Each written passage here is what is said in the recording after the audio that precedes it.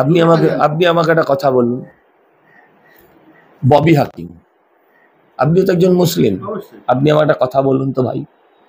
আপনি বলতে পারেন দাওয়াত দিচ্ছি, যে যার ইচ্ছা হবে সে মুসলিম হয়ে যাও, আমিও দাওয়াত দিচ্ছি, আমন্ত্রণ করছি, যার ইচ্ছা হবে সে হিন্দু হয়ে যাও, এটা এক জিনিস, এটা দিতেই পারেন।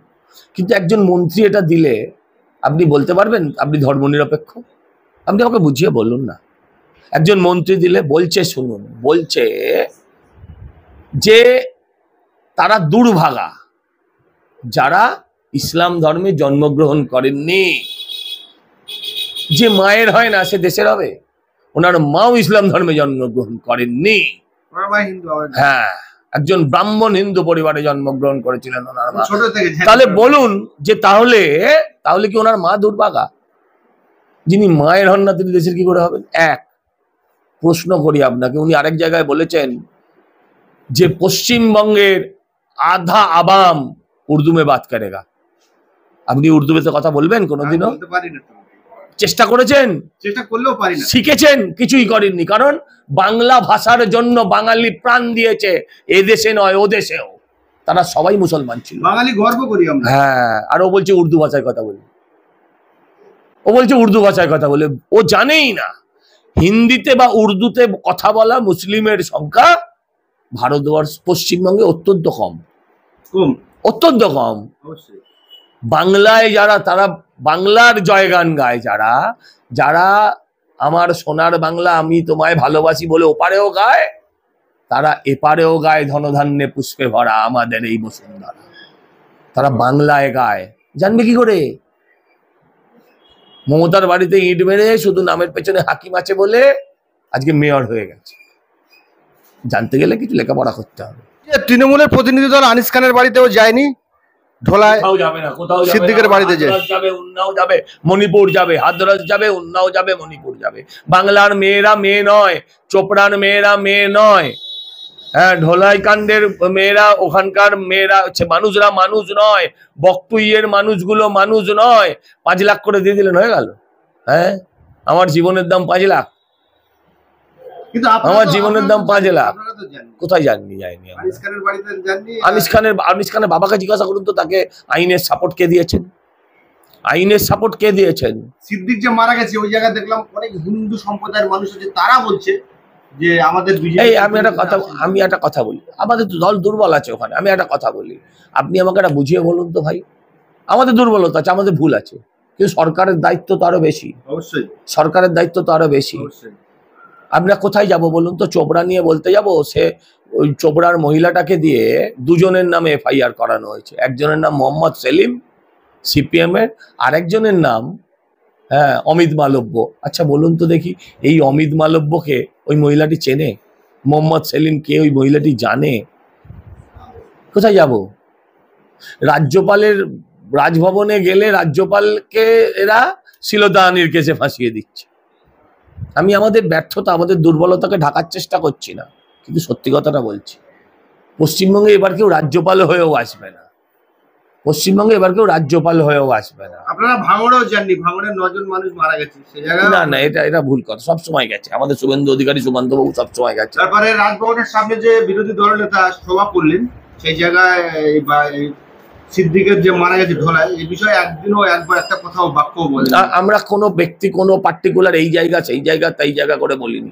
প্রথমত ওখানকার যেটা ছিল সেটা হচ্ছে পোস্টফল ভায়োলেন্সে যারা ঘরছাড়া, পোস্টফল, আপনি যেটা জাননি সেগুলো মনে আছে। আর যেটা বকটুইতে যে বাসে করে সমস্ত MLA-রা গেল সেটা মনে নেই? আমি আপনাকে প্রশ্ন করি এক এক করে, চোপড়া নিয়ে যাইনি ঠিক আছে, প্রতিদিন চোপড়া নিয়ে যে রাস্তায় লড়াই করেছে তাদের মনে নেই? ওখানেই যেতে হবে কেন? মমতা ব্যানার্জি তো এখানেও বলতে পারতেন যে যারা করেছে তারা অন্যায় করেছে, ধরে আনবো।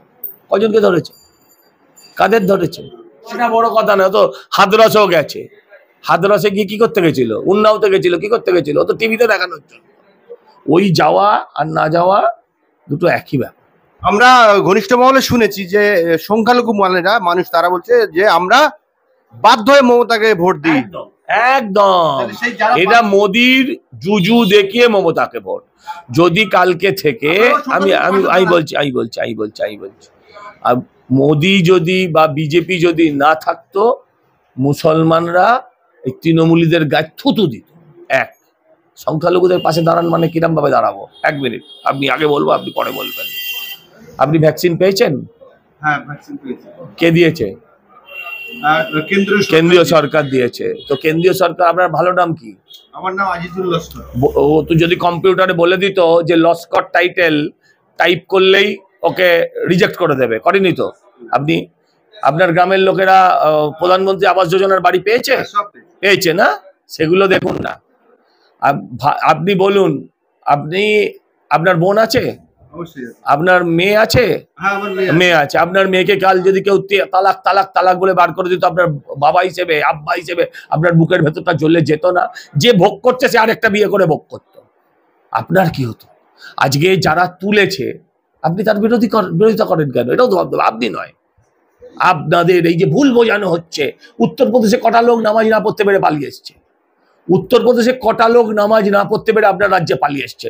গুজরাটে কটা লোক নামাজ না পড়তে পেরে আপনার রাজ্যে পালিয়ে আসে? বরঞ্চ গুজরাটের মুসলমানরা এখন বিজেপিকে ভোট দিচ্ছে। হ্যাঁ কি না? আপনি বুঝতে হবে, 3 তালাক ভারতবর্ষে আর কেউ তোলার সাহস দেখায়নি। তাতে মুসলমান পুরুষ খেপে যাবে, কিন্তু মুসলিম নারীরা এই অত্যাচারের হাত থেকে বাঁচবে। নারীর পেছনে তো কোনো বাবা আছে, নারীর পেছনে তো কোনো ভাই আছে, তারাও তো বেঁচেছে। কিন্তু নারীদের ভোটাধিকার নেই এখনো ওই সমাজে, এখনো তারা পুরুষের ওপর নির্ভরশীল। আর এত ভুল এত ভুল এত ভুল বোঝানো হয়েছে। আচ্ছা, আপনি যদি গোপ না রেখে দাড়ি রাখেন, আমার কোনো রাগ হয়? আবার রাগ হবে না তো? সেরকম আমি যদি গেরুয়া পরি, আপনার রাগ হবে? হবে না তো? তাহলে প্রবলেমটা কোথায়? আচ্ছা, আপনি আমায় বলুন, একদল লোক ধর্ম নিরপেক্ষ দেখানোর জন্য ধর্মতলায় দাঁড়িয়ে গরু খেলো, ওটা ধর্ম নিরপেক্ষতা হলো?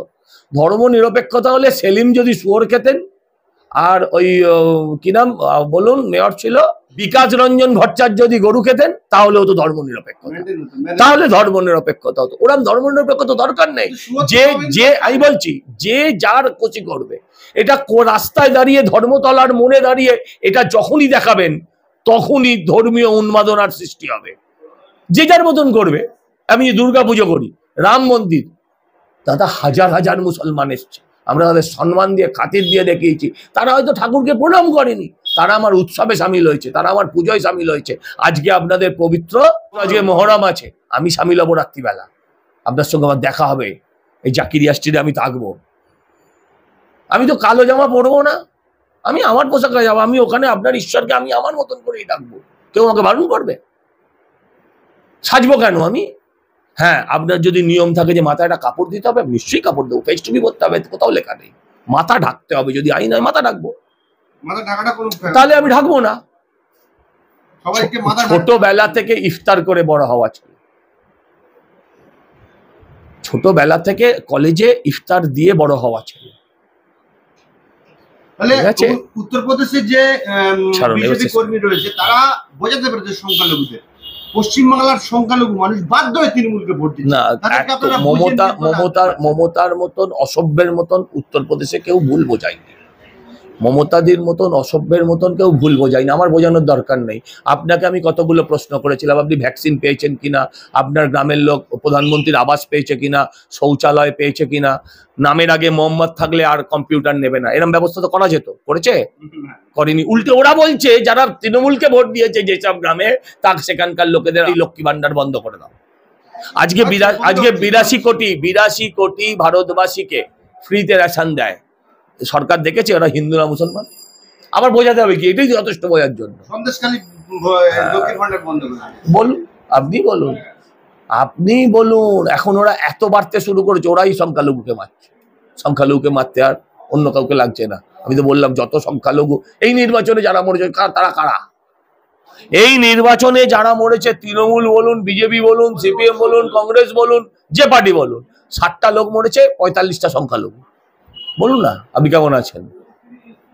হ্যাঁ, তাহলে আপনারা তো মিডিয়া, আপনারা বোঝান। কেউ তার পুজো করলে সে আপনার বিরোধী নয়। আপনি আপনার ঈশ্বরকে ডাকলে, আল্লাহকে ডাকলে আপনি আমার বিরোধী নয়। কিন্তু যারা মানুষকে ভুল বোঝাচ্ছে, তাদের প্রতি রাস্তায় নামতে হবে। সিদ্দিকের বাড়িতে যাওয়া হবে, যেতে পারবেন কি আপনারা? আমি যাবার কে যাবে? শুভেন্দু বাবু যাবেন, সুকান্ত বাবুরা যাবেন, এরা যাবেন।